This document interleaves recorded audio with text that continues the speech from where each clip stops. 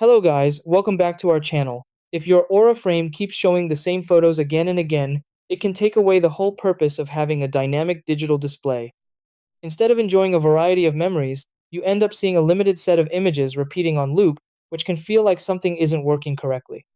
This issue usually isn't a major fault, it's often related to how photos are selected, synced, or displayed through the app and frame settings. Sometimes the frame may not be refreshing its content properly, or it might be limited by album selection or connection issues. So, in this video, I'll guide you through the exact steps to fix this problem and make sure your Aura frame displays a full rotation of your photos as intended. Try these.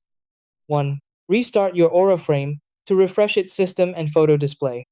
2. Open the Aura app and check if new photos have been uploaded. 3. Verify that the correct album or photo selection is assigned to the frame. 4. Enable shuffle or rotation settings to avoid repeated images. 5. Ensure the frame is connected to a stable Wi-Fi network for pairing. 6. Update the Aura app and frame software to fix display glitches.